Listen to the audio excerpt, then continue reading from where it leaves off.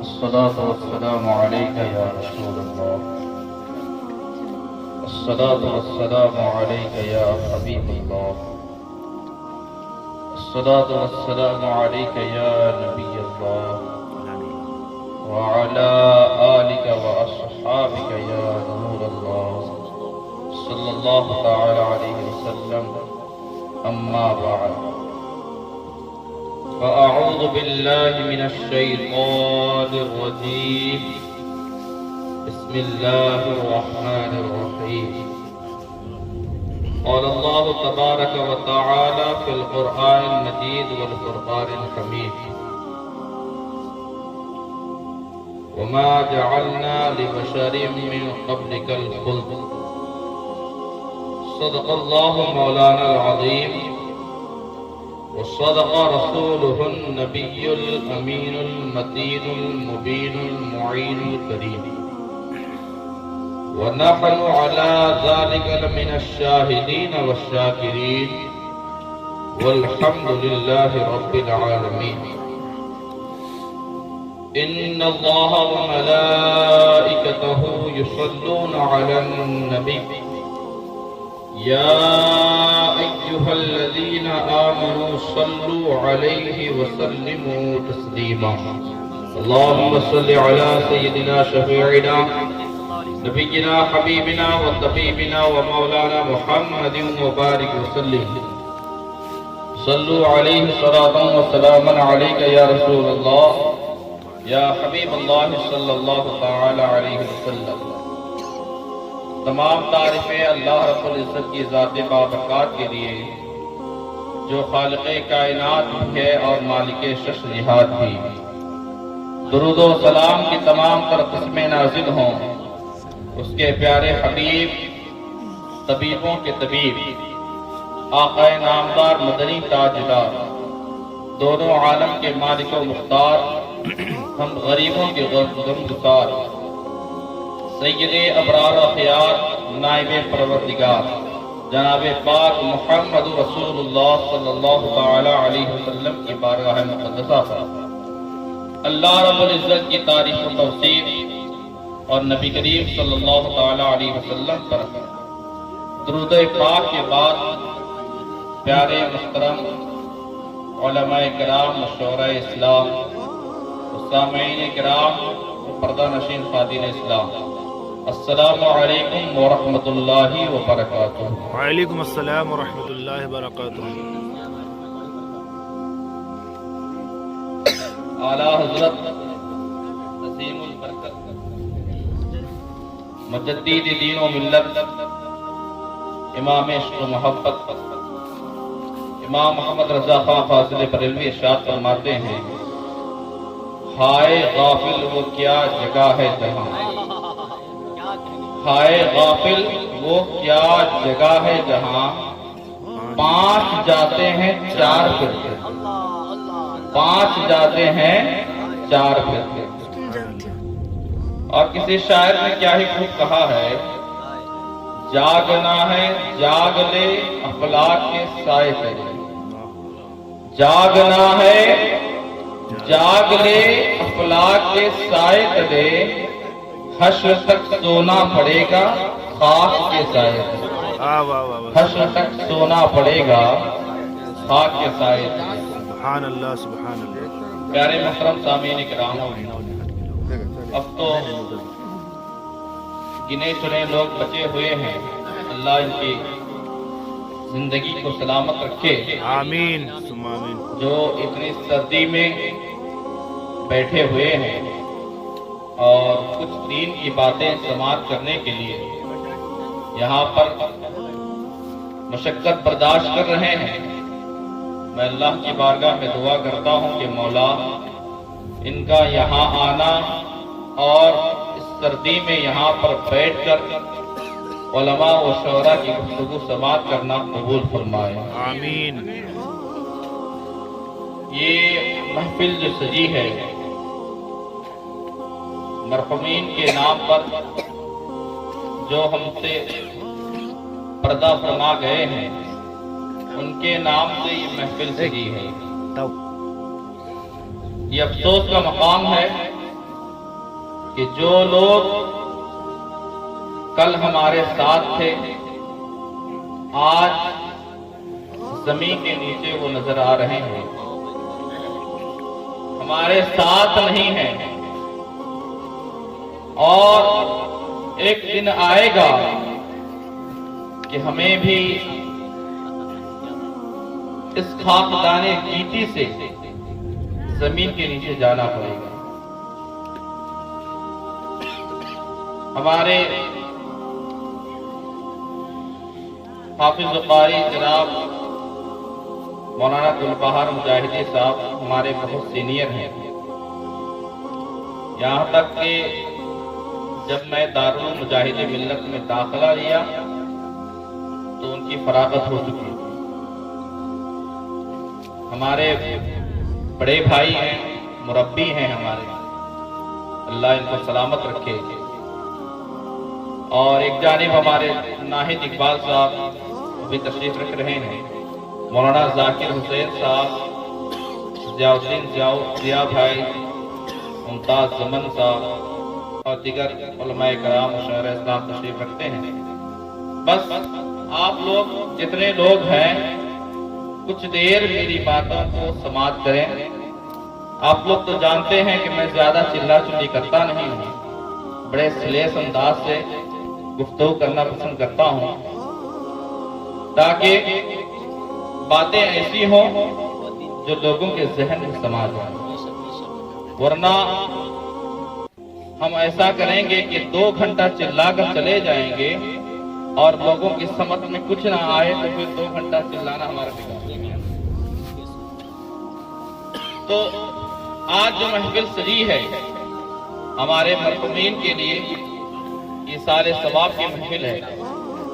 اللہ رب العزت قرآن کریم میں ارشاد فرماتا ہے وما جعلنا لبشر من قبلک الخلد، اے محبوب ہم نے آپ سے پہلے کسی بشر کو ہمیشہ کی زندگی نہیں عطا فرمائی اور نہ ہی آگے کسی کو ہمیشہ رہنے کی زندگی عطا کرے گا۔ اس دنیا میں جو بھی آتا ہے اس کو ایک نہ ایک دن جانا ہی ہے۔ دنیا کا کوئی انسان ایسا نہیں ہے جو ہمیشہ رہنے کے لیے آیا ہے۔ ہر انسان کو ایک نہ ایک دن ضرور اس دنیا سے جانا ہے۔ ذرا آج جتنے ہمارے بڑے ابو چاچا وغیرہ بیٹھے ہیں، پھوپھا بھی ہیں، ادھر بھائی لوگ بھی ہیں، آج آپ لوگوں نے کچھ دعا کے ذریعہ اس بندے کو اس لائق بنایا کہ آپ لوگ کے سامنے بیٹھ کر کچھ لب کشائی کر رہا ہوں۔ آپ لوگ مزید دعا کریں میرے لیے کہ اللہ مجھ سے دین کی خدمت زیادہ سے زیادہ لے۔ آمین۔ ایک نہ ایک دن ہر کسی کو جانا ہے۔ کبھی ایسا ہوتا ہے کہ باپ موجود رہتے ہیں، بیٹا چلا جاتا ہے۔ کبھی ایسا ہوتا ہے بیٹا موجود رہتا ہے، باپ چلے جاتے ہیں۔ یہ دستور ہے، یہ اللہ کی قدرت ہے۔ اللہ نے دنیا کا نظام ہی ایسا بنایا ہے کہ جو بھی اس دنیا میں آیا ہے وہ ہمیشہ رہنے کے لیے نہیں آیا، بلکہ ایک نہ ایک دن اس کی مدت پوری ہو جائے گی اور وہ اس دنیا کو چھوڑ کر چلا جائے گا۔ ہمیں اپنے باپ دادا پر دادا سے سبق لینے کی ضرورت ہے کہ وہ لوگ اس دنیا میں آئے تھے، بڑے شان و شوکت کے ساتھ زندگی گزارے، کھائے پیے، کوئی عبادت کیا، کوئی ایسے ہی اپنے وقت کو ضائع کیا۔ اب بھی پتا چلا کہ ایک دن موت کا ایسا جھونکا آیا کہ وہ جھونکا میں وہ بہہ گئے۔ معلوم ہے یہ زندگی کیسی ہے؟ ایک چراغ میں جب آپ چراغ کو روشن کریں گے تو دیکھتے ہوں گے کہ چراغ کی روشنی دب دب کرتی ہے کبھی کبھی، اور پھر ایک وقت ایسا آتا ہے کہ سامنے سے کوئی ہوا کا جھونکا تھوڑا سا اسپیڈ چل جاتا ہے تو جو بتی جل رہی ہوتی ہے وہ بتی بجھ جاتی ہے۔ انسان کی زندگی بھی ایسی ہی ہے کہ ہم زندگی جی رہے ہیں، کبھی خوشی میں جی رہے ہیں، کبھی غم میں جی رہے ہیں۔ انسان کی زندگی میں خوشی غم اتار چڑھاؤ لگا ہوا ہے۔ یہ زندگی اسی طرح خوشی اور غم برداشت کرتے ہوئے، اتار چڑھاؤ کرتے ہوئے ایک دن یہ زندگی ختم ہو جائے گی۔ دنیا میں کوئی ہمیشہ رہنے کے لیے نہیں آیا۔ پیارے مسلمانوں، آج ہمیں اس بات کو ذہن میں سمانا پڑے گا کہ ہم زندگی ایسے جیے کہ دل میں خیال ہو کہ ہمیں موت بھی آنی ہے، ورنہ وہ زندگی بیکار ہے، وہ زندگی بیکار ہے۔ بہت سے لوگوں کو دیکھا گیا، ترم خاں کو دیکھا گیا، بڑے بڑے بہادر آئے دنیا میں، ہلاکو خان جیسا بہادر، ہلاکو خان جس کا نام سنتے ہی زلزلہ آ جاتا تھا، ہلاکو خان، چنگیز خان، ایسے ایسے بہادر تھے۔ لیکن کیا ہوا؟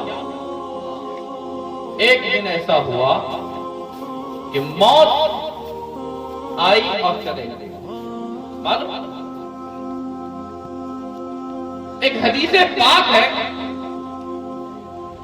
اللہ کے نبی صلی اللہ تعالی علیہ وسلم سے ایک صحابی نے پوچھا، یا رسول اللہ، موت ایک انسان کو کب آئے گی؟ ایک انسان کو موت کب آتی ہے؟ نبی نے اشارہ کیا ہاتھ کا، انگلی کا اشارہ۔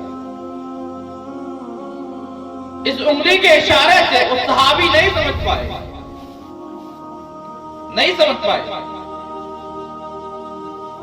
ایک دوسرے صحابی سے جب انہوں نے اپنے حال کو بیان کیا کہ جب میں نے رسول اللہ صلی اللہ تعالی علیہ وسلم سے سوال کیا، یا رسول اللہ، کسی کو موت کب آتی ہے؟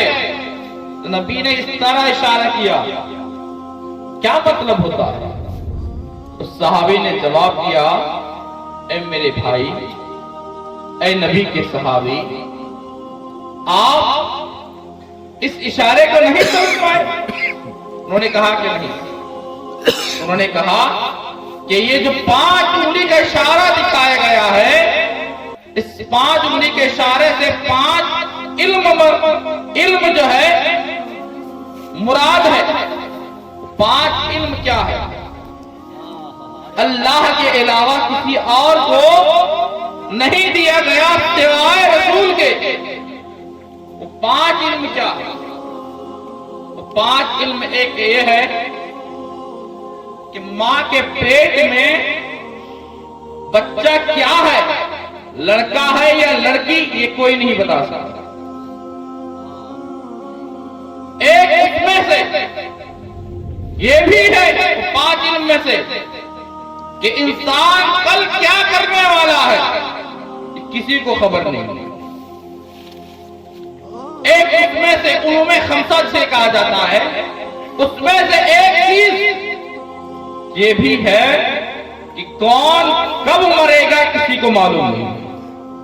کون کب مرے گا کسی کو معلوم نہیں۔ اور ایک چیز، کون کہاں مرے گا یہ بھی کسی کو معلوم نہیں۔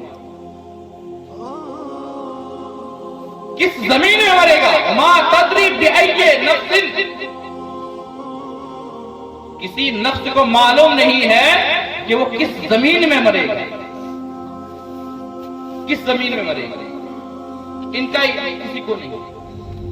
تو جو 5 چیزیں کا اشارہ کیا تھا نبی نے، اس میں سے ایک چیز موت ہے، جو موت کا علم کسی کو نہیں ہے کہ کون کب مرے گا۔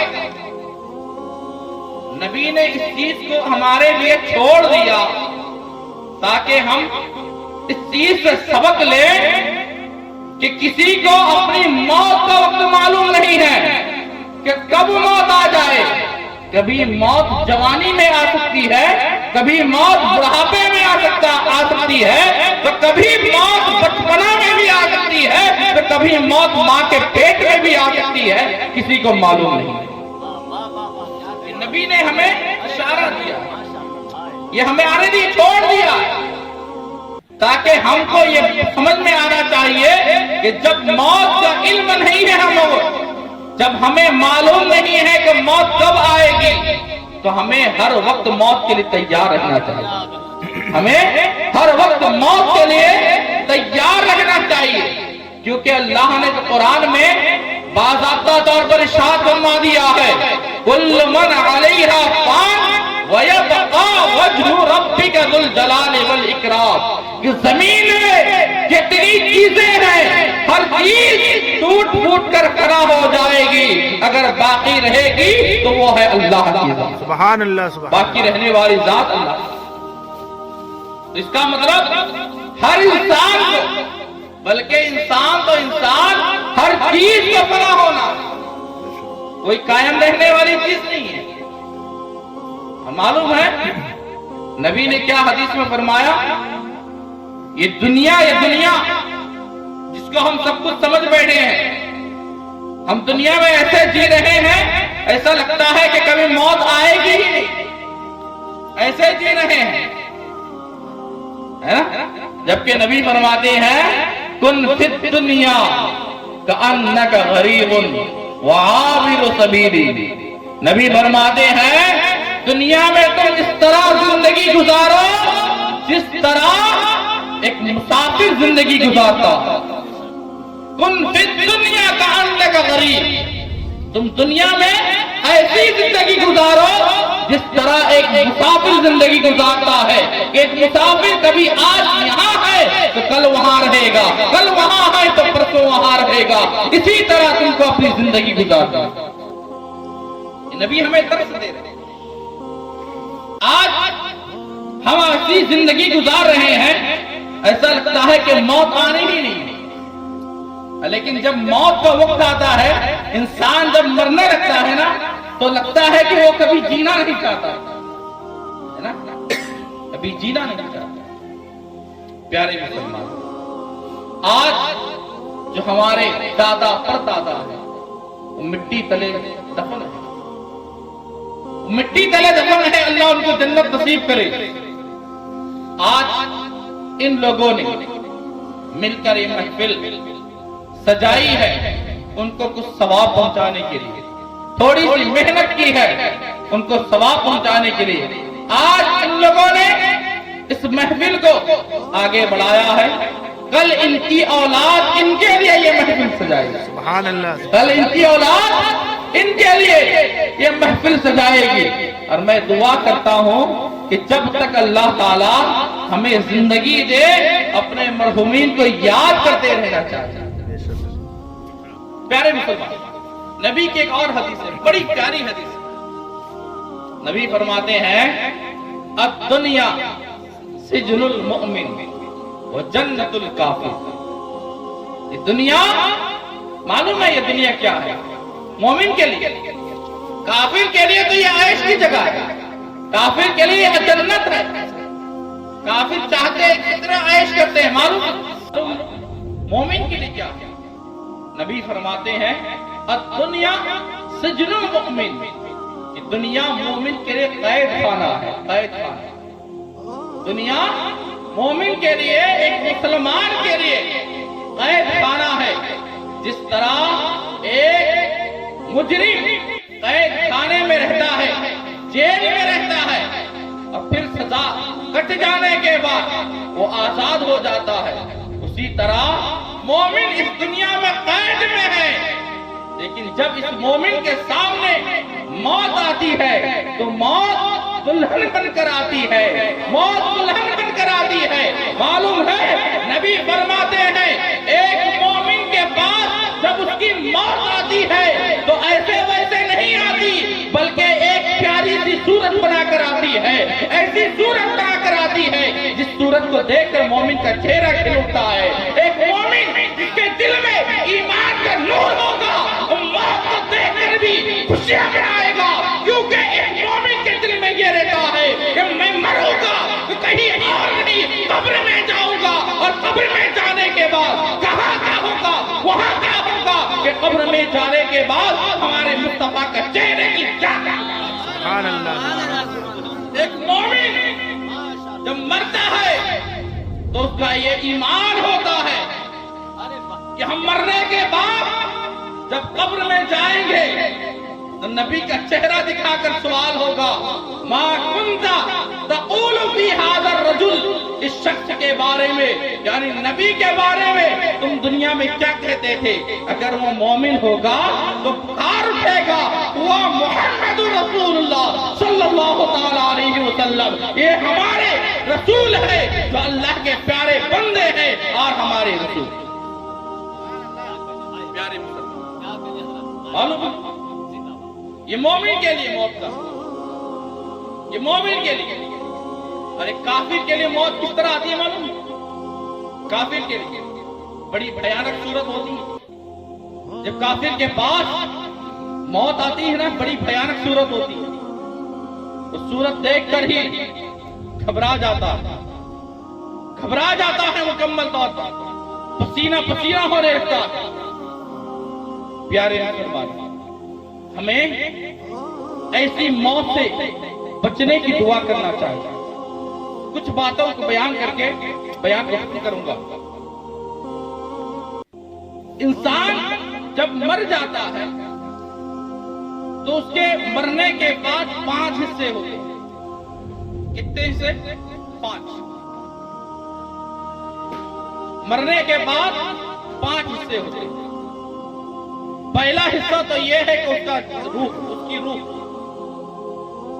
روح جس کو ملک الموت لے جاتا ہے۔ پہلا حصہ انسان جب مر جاتا ہے تو اس کا 5 حصہ ہوتا ہے۔ پہلا حصہ اس کی روح ہے جس کو ملک الموت لے جاتا ہے۔ دوسرا حصہ اس کا جسم ہوتا ہے جس کو کیڑے مکوڑے کھا جاتے ہیں۔ انسان کا جسم کون کھاتا ہے؟ کیڑا مکوڑا کھاتا ہے۔ لیکن اگر وہی انسان حافظ قرآن ہو، سبحان اللہ، وہی انسان عالم دین ہو، اگر وہی انسان عاشق رسول ہو، وہی انسان نبی کا عاشق ہو، تو مٹی کھانا تو دور کی بات، مٹی اس کے کفن کو بھی ہاتھ نہیں لگاتا۔ سبحان اللہ، سبحان اللہ، سبحان اللہ۔ انسان اس کا جسم اتنا پیارا ہو جاتا ہے، اللہ تعالیٰ مٹی کو حکم دے دیتا ہے، اے مٹی حافظ کے پورے بدن کو کھا لینا، کوئی رکاوٹ نہیں ہے۔ اے مٹی حافظ کے پورے بدن کو کھا لے، کوئی رکاوٹ نہیں ہے، لیکن جس سینے میں میرا کلام موجود ہے اسے مت کھانا۔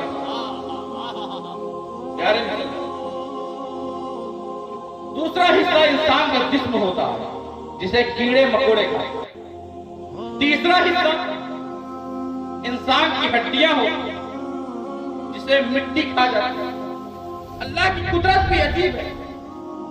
دیکھیں آپ، ایک انسان بڑا بہادر، طاقتور، باڈی بلڈر ہونے کے باوجود بھی جب وہ انسان مرتا ہے اس کی ہڈی کتنی سخت ہوتی ہے، دانت سے چبائی نہیں جاتی۔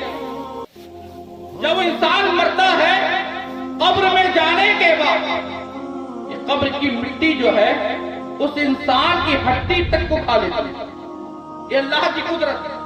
لیکن اللہ کی قدرت ایک یہ بھی ہے کہ اتنے بڑے انسان کو، اتنے بڑے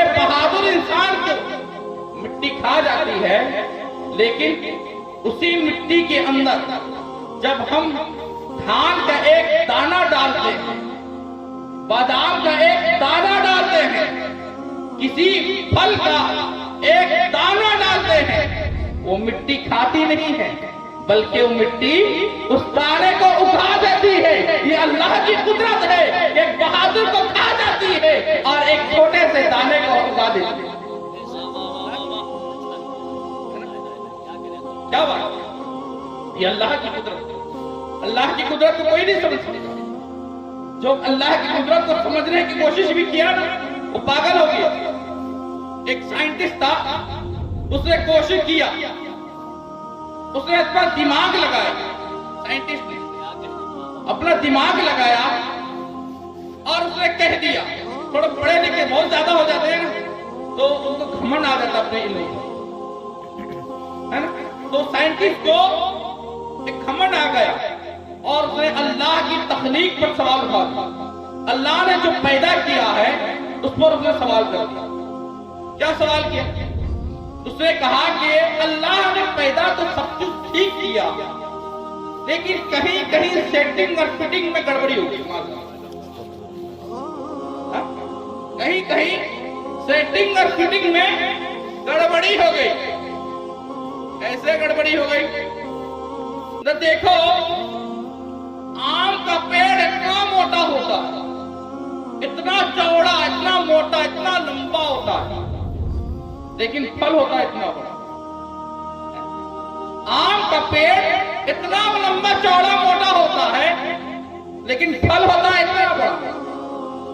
اور تربوزہ، اس کے بیل، تربوزہ کے جو پودے ہوتے ہیں پتلے ہوتے ہیں، جو زمین پہ ہوتے ہیں، لیکن تربوزہ اتنا بڑا ہوتا ہے۔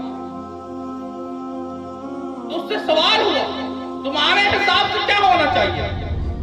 اس نے کہا کہ میرے حساب سے یہ ہونا چاہیے تھا کہ تربوزے کی جگہ پر آم، آم کی جگہ پر تربوزہ ہونا چاہیے، یعنی آم کے پیڑ میں تربوزہ اور تربوزے کے پیڑ میں آم۔ اس نے یہ سوال کہا، بیچارہ گیا ہوا تھا سسرال، واپسی میں دھوپ تھی، دوپہر کا وقت تھا، آیا، آنے کے بعد بڑی گرمی تھی، آم کے پیڑ کے نیچے بیچارہ سو گئے، تھکے ہوئے تھے۔ سائنٹسٹ صاحب کھوپڑی میں تھوڑی سی بال نہیں تھی، ہے نا، آم کے پیڑ کے نیچے سو گئے۔ اوپر سے آم کا ایک پکا ہوا آم بیچ اس کے کھوپڑی میں پڑا، پکا ہوا آم بیچ کھوپڑی میں پڑا، سرسراتے ہوئے اٹھ کے بیٹھ گئے۔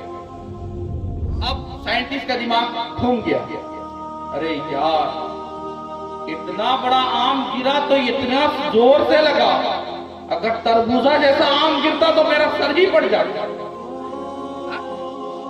اس نے اب کہا کہ نہیں، اللہ نے جو پیدا کیا، جیسے پیدا کیا وہ صحیح پیدا کیا۔ اگر آم کی جگہ پر آج تربوزہ ہوتا تو میرے یہ ناریل پھٹ جاتا۔ تو پھر اس نے کہا کہ نہیں، اللہ کی قدرت پر آواز نہیں اٹھانا چاہیے، اللہ جو کرتا ہے، جیسا کرتا ہے وہ بہتر کرتا ہے۔ میں بتا رہا تھا کہ انسان کا مرنے کے بعد 5 حصہ ہو جاتا ہے۔ ایک حصہ تو روح ہے، جسے ملک الموت دے جاتے ہیں، دوسرا اس کی روح، اس کا جسم ہے جسے مٹی کھا جاتی ہے، تیسرا اس کی ہڈی ہے جسے یہ کیڑے مکوڑے اور مٹی کھا جاتی ہے، چوتھا حصہ اس کا مال ہے، چوتھا حصہ اس کا مال۔ جب انسان مر جاتا ہے تو اس کے جسم سے لباس اتار دیا جاتا ہے، اس کے جسم میں جو بھی کپڑا رہے گا، چاہے بوسیدہ ہو چاہے وہ عمدہ ہو، کپڑا اتار لیا جاتا ہے۔ سب سے پہلے مرنے کے بعد کوئی کام انجام دیا جاتا ہے تو سب سے پہلے انسان کے جسم سے لباس اتارا جاتا ہے نا؟ چاہے کوئی بھی مرے، بادشاہ مرے، رعایا مرے، امیر مرے، غریب مرے، مرنے کے بعد سب سے پہلے جو کام کیا جاتا ہے اس کے جسم سے کپڑا اتارا جاتا ہے، پھر دوسرا کام۔ تو جب انسان مر جاتا ہے اور کچھ مال چھوڑ جاتا ہے تو معلوم ہے اس مال کا کیا ہوتا ہے؟ رشتہ دار آپس میں تقسیم کر لیتے ہیں. بیٹا لڑ پڑے گا میں یہ لوں گا، بھائی لڑ پڑے گا میں یہ لوں گا، بیوی کہے گی میں اس شوہر کا زیادہ حق چاہتی ہوں، بیوی کیا کرے گی؟ ساری دولت دینا چاہے. آپس میں رشتہ دار لڑ پڑے گے. معلوم جب رشتہ دار جائیداد کے لیے لڑتے ہیں تو قبر میں مردے کو بڑی تکلیف ہوتی ہے. حضرت علی رضی اللہ تعالیٰ عنہ کی ایک روایت ہے، حضرت علی ایک قبرستان میں گئے اور قبرستان والوں سے سوال کیا، یا اہل الدیار، یا اہل الدیار، اموالکم قسمت، اموالکم قسمت، وازواجکم زوجت، واولادکم حرمت. اے قبر والو، تم جو مال چھوڑ کر گئے تھے، اموالکم قسمت، تم جو مال چھوڑ کر گئے تھے اس مال کو لوگوں نے تقسیم کر لیا ہے، اور جو اولاد تم چھوڑ کر گئے تھے وہ اولاد تمہیں بھلا دی ہے، اور جو بیوی تم چھوڑ کر گئے تھے اس بیوی نے دوسرے سے نکاح کر لیا. اب بتاؤ قبر میں تمہارا کیا حال ہے؟ اب بتاؤ قبر میں تمہارا کیا حال ہے؟ اللہ تمہارے ساتھ کیا کر رہا ہے؟ کیا سلوک ہو رہا ہے تمہارے ساتھ؟ تو قبر والے بڑے افسوس کے ساتھ جواب دیتے ہیں، اے پیارے علی، آپ نے صحیح کہا، جس اولاد کے لیے ہم نے دن رات محنت کی تھی وہ اولاد ہمیں بھلا دی. جس بیوی کے لیے ہم دن رات تڑپتے تھے، روتے تھے، محنت کرتے تھے، اس بیوی نے دوسرے سے نکاح کر لیا. جو مال کمانے کے لیے ہم دور دراز میں سفر کرتے تھے، کہاں کہاں نہیں گئے، دھوپ میں، سردی میں، سخت بارش میں بھی ہم نے مال کمانا نہیں چھوڑا تھا. آئے افسوس، اس مال کو لوگوں نے تقسیم کر لیا ہے، ہمارے پاس کچھ نہیں بچا ہوا. ہم نے کتنا جھوٹ بولا تھا، آج اس کی سزا پا رہے ہیں. ہم نے جتنا گناہ کیا تھا آج اس کی سزا پا رہے ہیں. اللہ اکبر. حضرت علی فرماتے ہیں قبر والوں سے یہ سوال کتنا گہرا سوال تھا. معلوم ہے قبر کتنی بھیانک جگہ ہے؟ قبر کتنی بھیانک جگہ ہے. حضرت عثمان غنی جو ایک بڑے صحابی ہیں، نبی کی 2 بیٹیوں سے نکاح کیے تھے، خلیفۃ الراشدین ہیں. حضرت عثمان غنی بڑے صحابی ہیں، لیکن اتنے بڑے صحابی ہونے کے بعد نبی نے حضرت عثمان غنی کے بارے میں دنیا ہی میں جنت کی بشارت دے دی تھی کہ آپ جنت میں جائیں گے. اس کے باوجود بھی حضرت عثمان غنی جب قبرستان جاتے تھے نا، قبر کو دیکھ کر بہت روتے تھے، بہت روتے تھے. کتابوں میں آتا ہے کہ حضرت عثمان غنی قبر کو دیکھ کر اتنا روتے تھے، اتنا روتے تھے کہ ہچکیاں بن جاتی تھی اور داڑھی مبارک آنسو سے بھیگ جاتی تھی. اتنے بڑے صحابی ہونے کے باوجود وہ روتے تھے. آج ہم تو بالکل غافل ہیں، غفلت میں پڑے ہوئے ہیں. ہم تو ایسے سوچ رہے ہیں کہ کبھی ہمیں موت نہیں آئے گی. پیارے مسلمانوں، ابھی بھی وقت ہے، کچھ نہیں بگڑا. ابھی بھی وقت ہے ہم اپنے آپ کو سوچیں کہ ہم اپنے آپ کو کیسے ڈھالیں گے، کیا کریں گے، کیا کرنے سے بہتر ہے، موت کی تیاری کیسے ہوتی ہے. پیارے مسلمانوں، اعلیٰ حضرت نے شعر میں کہا نا کہ ہائے غافل. اعلیٰ حضرت نے بڑا افسوس کیا، افسوس کے ساتھ کر رہے ہیں اعلیٰ حضرت، ہائے ہائے ہائے غافل. وہ کیا جگہ ہے جہاں 5 جاتے ہیں 4 پھرتے ہیں، 5 تو کاندھے پہ لے کے جاتے ہیں لیکن جب واپس ہوتے ہیں تو 4 پھرتے ہیں. 4 کیا افسوس کا مقام ہے. قبر کتنی بھیانک جگہ ہے، ذرا سوچیں آپ. انسان کی زندگی کا انسان کی جب موت کا وقت ہوتا ہے نا تو 5 منزل ہوتی ہے، 5 منزل. بس ان باتوں کے ذریعے میں ختم کروں گا. 5 منزل ہوتی ہے، 5 منزل. ان میں سے پہلی منزل کیا ہے معلوم ہے؟ موت کا وقت، نزا کا وقت، سکرات جسے کہا جاتا ہے، نزا کا وقت. یہ بہت بھیانک وقت ہوتا ہے. جب کسی کے پاس موت آتی ہے نا تو وہ انسان اسی کو معلوم ہے کہ اس کا درد کیا ہوتا ہے. کتابوں میں آتا ہے کہ جب انسان کی روح کھینچی جاتی ہے نا یوں محسوس ہوتا ہے کہ کوئی بدن کے اندر کانٹا لگا دیا ہے، دھار دھار کانٹا، دھار دار نوکیلے کانٹے لگا دیا ہے. لگانے کے بعد اس کو کھینچ رہا ہے اور اس طرح کھینچ رہا ہے کہ بدن کے ایک ایک نس اس کے ذریعے کھینچ رہا ہے.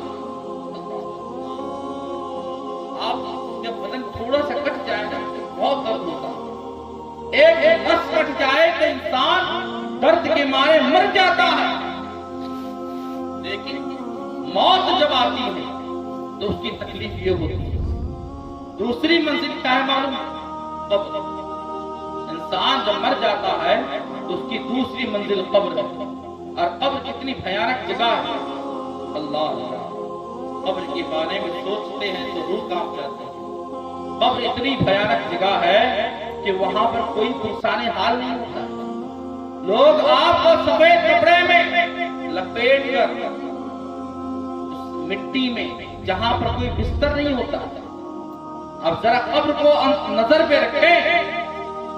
آپ قبر کو کھودتے ہیں آپ کو معلوم ہوگا اس مٹی میں کوئی بستر نہیں ہوتا، کوئی تکیہ نہیں ہوتا، کوئی اے سی کوئی کولر نہیں ہوتا.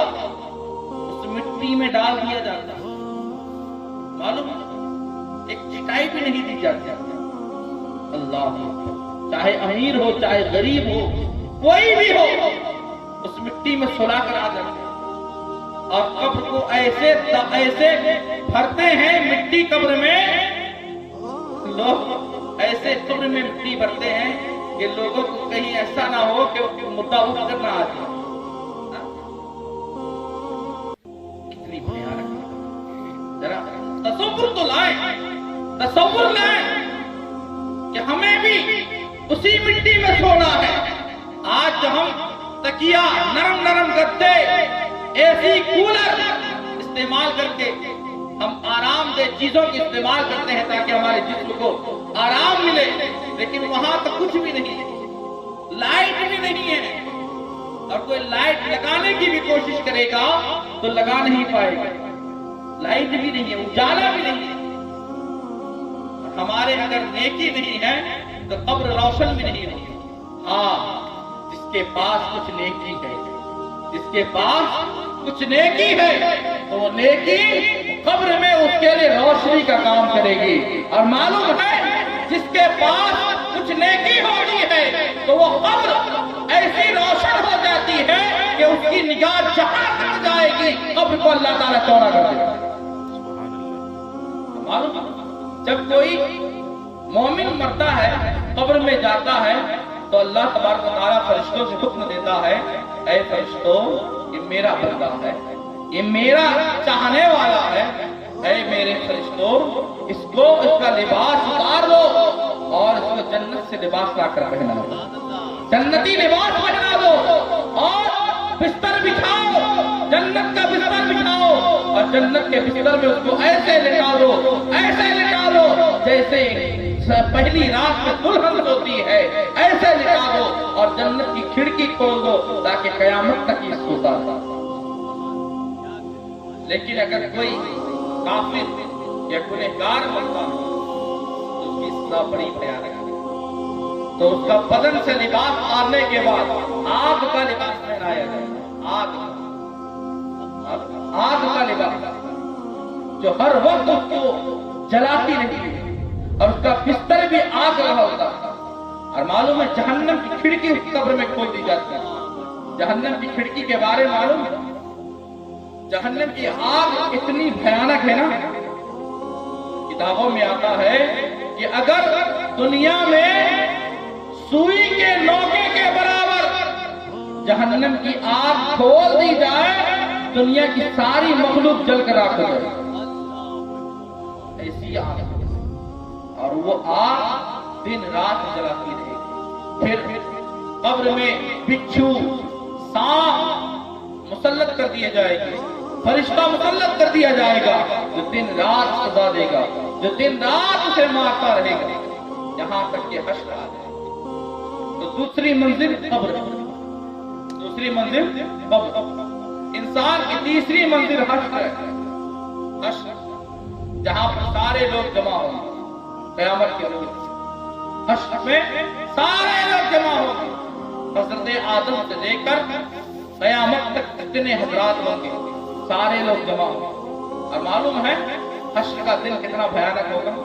ایک دن 50,000 برس کا ہوگا، ایک دن 50,000 سال کا ہوگا،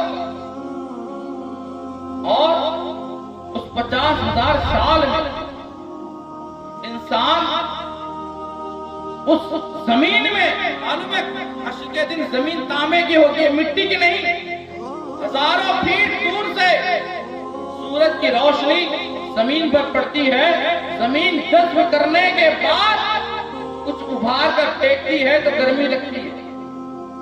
اور قیامت کے روز تو حشر کے دن مٹی تو تانبے کی ہوگی، تانبے کی، جو گرم سے پورے طور پر انسان کو جلا کر راکھ کرنے والی ہوگی۔ اور سورج کہاں ہوگا معلوم؟ ایک میل دور، بس سر کے اوپر، اتنا، اتنی گرمی ہوگی۔ کتابوں میں آتا ہے کہ ایک ایک انسان اپنے پسینے میں ایسا ڈوبا ہوا رہے گا، کوئی انسان گھٹنے تک ڈوبا رہے گا، کوئی انسان اپنے گلے تک، کوئی انسان منہ تک پسینے میں ڈوبا رہے گا۔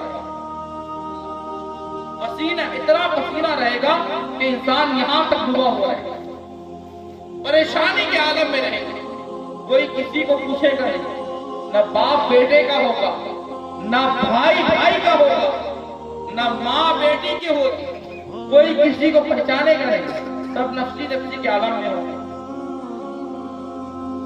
ایسے ہی اسی حالت میں آدھا دن گزر جائے گا، یعنی 50,000 برس کا ایک دن ہے، تو سوچ لو آدھا دن کتنا کا ہوگا؟ 25,000 برس، کثرت بتانے کے لیے ہے، 25,000 برس اسی عالم میں گزر جائے گا۔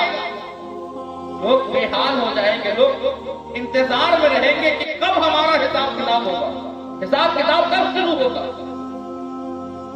سب لوگ پریشان رہیں گے اور دوڑتے دوڑتے کوئی اپنے باپ کے پاس دوڑے گا، کوئی اپنے پیر کے پاس دوڑے گا، کوئی کسی کے پاس، کوئی کسی کے پاس۔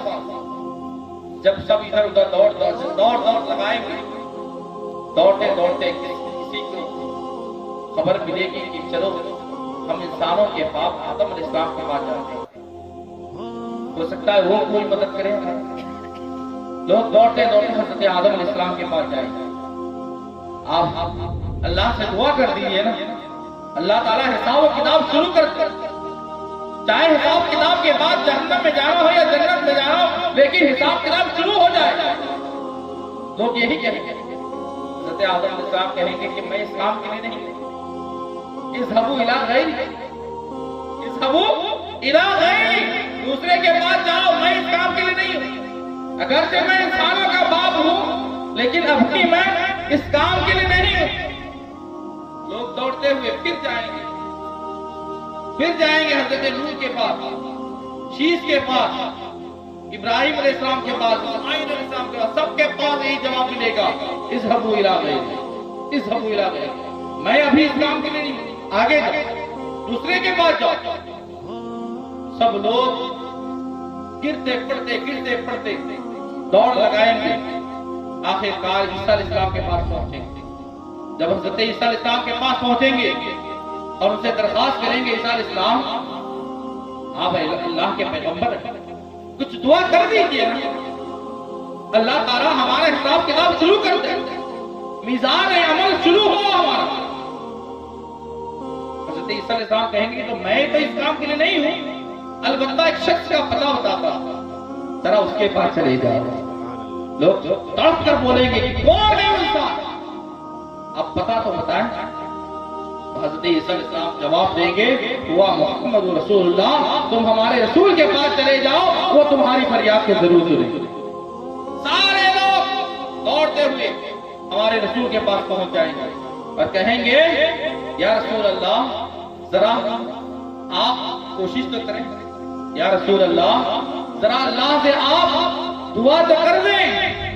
نبی فرمائیں گے انا لہا، میں تو اسی کام کے لیے ہوں، میں تو اسی کام کے لیے ہوں۔ نبی اسی وقت فوراً سر کو سجدے میں رکھیں گے، مولا تیرے بندے گناہگار اگرچہ ہیں لیکن بخشش کے طلبگار ہیں، مولا تو میزان عمل شروع کر دے، مولا تو میزان عمل شروع کر دے۔ بندے پریشان ہیں، یہ بخشش، یہ جو دعا ہوگی سب کے لیے، پورے میدان محشر کے سب کے لیے۔ پھر اللہ تبارک و تعالیٰ نبی سے فرمائے گا میرے پیارے محبوب سر کو اٹھائیے، اب حساب کتاب شروع ہوگا۔ 25,000 برس گزر جانے کے بعد حساب کتاب شروع ہوگا۔ حساب کتاب جو شروع ہوگا کب؟ یہ انسان کی موت کے بعد چوتھی منزل ہے، میزان عمل، چوتھی منزل، جہاں پر سب کے عمل تول ناپے جائیں گے، کون گنہگار ہے کون نیکوکار ہے، کس کا گناہ زیادہ ہے کس کی نیکی زیادہ ہے، وہاں پر تولے جائیں گے۔ اللہ اس وقت کیا عالم ہوگا؟ جو جنتی رہے گا اس کو جنت کی ٹکٹ ملے گی، جو جہنمی رہے گا اس کو جہنم کی ٹکٹ ملے گی۔ حساب کتاب ہو جائے گا۔ حساب کتاب کے بعد قبر کی انسان کی مرنے کے بعد جو 5ویں منزل ہے وہ ہے پل صراط۔ پل صراط، پل صراط کیا ہے؟ ایک تیز تلوار سے زیادہ تیز اور آنکھ کے بال سے بھی زیادہ باریک رہے گا پل ہے، جو پل جہنم کے اوپر بنایا ہے۔ پل جو ہے جہنم کے اوپر بنایا گیا ہے۔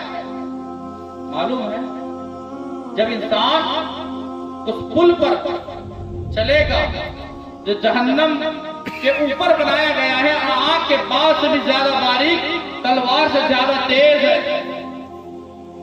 تو اگر وہ کافر رہے گا تو کٹ کر فوراً جہنم میں گر جائے گا، کٹ کر فوراً پیر رکھتے ہی کٹ کر گر جائے گا۔ اور اگر وہ مومن رہے گا تو کسی طرح گرتے پڑتے اس پار سے اس پار ہو جائے گا۔ مومن کے لیے راحت ہے۔ کتابوں میں آتا ہے کہ جو لوگ قربانی دیتے ہیں نا، جو لوگ جانور کی قربانی دیتے ہیں، اللہ تبارک و تعالیٰ پل صراط میں چلتے وقت اس جانور کو کہے گا اے جانور جس نے تجھے میری راہ میں قربان کیا ہے، آج اس کو اپنے پیٹھ پر بیٹھا کر اس پل صراط سے پار کر۔ سبحان اللہ، سبحان اللہ، کیا منزل! لیکن اگر کوئی عاشق رسول ہے نا، کوئی عاشق رسول ہے نا، اس کے لیے تو بڑی راحت۔ معلوم ہے 50,000 برس کا ایک دن ایک نمازی کے لیے کتنا لگے گا وقت معلوم ہے؟ کتابوں میں آتا ہے کہ ایک نمازی کے لیے، ایک نیک شخص کے لیے، ایک اللہ کے نیک بندے کے لیے 50,000 برس کا ایک دن صبح کی 2 رکعت سنت کے برابر کا وقت لگے گا۔ سبحان اللہ، سبحان اللہ۔ صبح جو 2 رکعت سنت جتنے وقت میں ادا کرتے ہیں اتنا وقت کو لگے گا، ان کو محسوس ہی نہیں ہوگا کہ 50,000 کا برس کا گزر گیا ہے۔ اللہ کیا تحفہ ہے مومن کے لیے نا، مومن کے لیے بڑا تحفہ، عاشق رسول کے لیے بڑا تحفہ ہے نا، بالخصوص نمازیوں کے لیے، نمازیوں کے لیے تو بڑا تحفہ ہے۔ معلوم ہے جو لوگ غافل ہیں موت سے، جو لوگ قبر سے غافل ہیں، انہیں چاہیے موت اور قبر کو یاد کریں گے۔ موت اور قبر کو جب یاد کریں گے تو اللہ تبارک و تعالیٰ اس یاد کی برکت سے آپ کے گناہ کو مٹا دے گا۔ ایک عاشق رسول کی موت کو بتا دوں، بس اپنی گفتگو ختم کر دوں۔ حضرت صدیق اکبر کا نام سنا ہے؟ صدیق اکبر، یہ مہینہ چل رہا ہے صدیق اکبر کا، میں نے سوچا کہ صدیق اکبر کی زندگی پر کچھ روشنی ڈالوں، لیکن وقت میں گنجائش نہیں کہ اتنی بات بتا پاؤں۔ حضرت صدیق اکبر اتنے بڑے عاشق رسول ہیں، اتنے بڑے عاشق رسول ہیں کہ ان کا کوئی جواب نہیں ہے۔ معلوم ہے صدیق اکبر اتنے نیک ہیں، اتنے بڑے اللہ کے رسول کے یار غار ہیں اور اتنے نیکوکار ہیں۔ نبی سے ایک مرتبہ حضرت عائشہ نے سوال کیا، یا رسول اللہ، چاندنی رات تھی، چاندنی رات میں نبی حضرت عائشہ کی گود میں سر رکھ کے سوئے ہوئے تھے۔ آقا سے حضرت عائشہ پوچھتی ہے، یا رسول اللہ، یا رسول اللہ، یہ آسمان میں جتنے تارے نظر آ رہے ہیں، کیا ان تاروں کے برابر کسی کی نیکی ہے؟ حضرت عائشہ پوچھتی ہے، یا رسول اللہ، آسمان میں جتنے تارے نظر آ رہے ہیں، بے شمار تارے رہتے ہیں، کیا کسی کی نیکی اس کے برابر ہے؟ نبی نے فرمایا، عائشہ ہاں۔ حضرت عائشہ نے پوچھا، یا رسول اللہ کون ہے؟ نبی نے فرمایا، عائشہ وہ عمر ہے جن کی نیکی آسمان کے تاروں سے بھی زیادہ ہے، حضرت عمر کی نیکی۔ حضرت عائشہ کا اصل میں سوال کرنے کا مقصد یہ تھا کہ نبی ان کے ابو حضرت صدیق اکبر کا نام لیتے، صدیق اکبر کا نام لیتے۔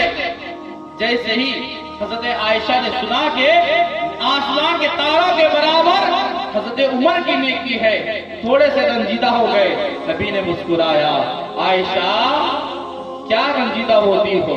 معلوم ہے ارے تمہارے ابو صدیق اکبر کی ایک نیکی آسمان کے سارے نیکی اور عمر کی ساری نیکی پر بھاری۔ سبحان اللہ، سبحان اللہ۔ صدیق اکبر کی ایک نیکی پورے عمر کی ساری نیکیوں پر بھاری۔ تو صدیق اکبر کی ذات ابھی 22 جمادی الاخرہ کو ان کا عرس کیا، 22 جمادی الاخرہ۔ حضرت صدیق اکبر کی جب موت کا حکم، حضرت صدیق اکبر نے حضرت علی کو بلایا، کہا، اے علی، تم نبی کے بھائی ہو، تم نبی کے بھائی ہو اور داماد رسول ہو۔ اے علی، میں چاہتا ہوں کہ اگر میری موت ہو جائے تم اپنے ہاتھ سے مجھے غسل دینا، تم اپنے ہاتھ سے مجھے غسل دینا اور کفن پہنانے کے بعد میرے جنازے کو نبی کے حجرے کے سامنے رکھ دینا۔ سنیں، بڑی پیاری بات ہے، ایک عاشق رسول کی موت کیسی ہوتی ہے اور ان کا استقبال کیسے ہوتا ہے۔ حضرت صدیق اکبر نے کہا، اے علی، میری موت کے بعد اپنے ہاتھوں سے مجھے غسل دینا اور جب کفن پہنانے کے بعد میرا جنازہ تیار ہو جائے تو نبی کے حجرے کے سامنے میرے جنازے کو رکھ دینا، اور جنازے کو رکھنے کے بعد نبی کی بارگاہ میں جا کر یہ عرض کرنا، یا رسول اللہ، آپ کا غلام کا جنازہ حاضر ہے، یا رسول اللہ، آپ کے غلام کا جنازہ حاضر ہے، جو دنیا میں بھی آپ کا ساتھ رہا ہے، اس کی خواہش ہے کہ آپ کے قدم کے نیچے اگر جگہ مل جائے تو اس کے لیے بہار ہی بہار ہے۔ حضرت علی سے یہ وصیت کرنے کے بعد صدیق اکبر کی وفات ہو جاتی ہے۔ حضرت علی اپنے ہاتھوں سے صدیق اکبر کے جنازے کو غسل دیتے ہیں، کفن پہنانے کے بعد جنازہ جب تیار ہو جاتا ہے نبی کے حجرے کے سامنے لا کر رکھ دیتے ہیں اور عرض کرتے ہیں، یا رسول اللہ۔ حضرت علی کو اس وقت صحابہ نے دیکھا تھا کہ حضرت علی صدیق اکبر کی وفات کے وقت اتنا روئے تھے کہ داڑھی مبارک بھیگ گئی۔ صدیق اکبر کا جب جنازہ تیار ہو گیا تو صدیق اکبر نے کہا، یا رسول اللہ، عاشق کا جنازہ تیار ہے، یا رسول اللہ، عاشق کا جنازہ تیار ہے، اور عاشق کی خواہش ہے کہ قدموں میں جگہ مل جائے تو بڑی بات ہے، ورنہ جنت البقیع میں ان کو دفنایا جائے گا۔ جیسے ہی حضرت علی نے نبی کے سامنے یہ درخواست پیش کی، قسم خدا کی مسلمانوں، حضرت علی کا چننا تھا، نبی کے روضے سے دروازہ کھل جاتا ہے اور نبی کے روضے کے اندر سے جب آواز آتی ہے ادخلوا الحبیب الی الحبیب، میرے دوست کو دوست کے پاس پہنچا دو کیونکہ اس کا دوست کا انتظار کر رہا ہے۔ صدیق اکبر کو نبی کے پاس پہنچا دیا گیا اور قدموں میں حضرت صدیق اکبر کو دفن کیا گیا کہ حضرت صدیق اکبر ان کی ذات ہی ایسی تھی کہ دنیا میں بھی ساتھ تھے اور آخرت میں بھی ساتھ رہیں گے اور مرنے کے بعد بھی نبی کے قدموں میں کے نیچے جگہ پائی ہے۔ یہ حضرت صدیق اکبر کی ذات تھی۔ پیارے مسلمانوں، وقت میں گنجائش نہیں ہے کہ باتوں کو آگے بڑھاؤں، بس آپ لوگوں سے یہی درخواست ہے کہ آپ لوگ اپنے موت کو یاد کریں، آخرت کو یاد کریں، آخرت کی تیاری میں لگ جائیں، زیادہ سے زیادہ آپ عبادت کریں، رب کے سامنے توبہ کریں، اپنے آپ کو رب کے سامنے پیش کر دیں۔ اللہ تعالیٰ بڑا غفور و رحیم ہے، بخشنے والا ہے، مہربان ہے۔ ضرور اللہ تعالیٰ کی ذات سے امید ہے کہ اللہ تعالیٰ کی ذات ہمیں بخش دے گی اور ہمارا بیڑا پار ہو جائے گا۔ میں اپنے گفتگو کو یہی ختم کرتا ہوں۔ استغفر اللہ ربی من کل ذنب واتوب الیہ، وآخر دعوانا الحمدللہ رب العالمین۔ اشہد ان لا الہ الا اللہ واشہد ان محمد عبدہ ورسولہ۔ صلاۃ و سلام کے لکھے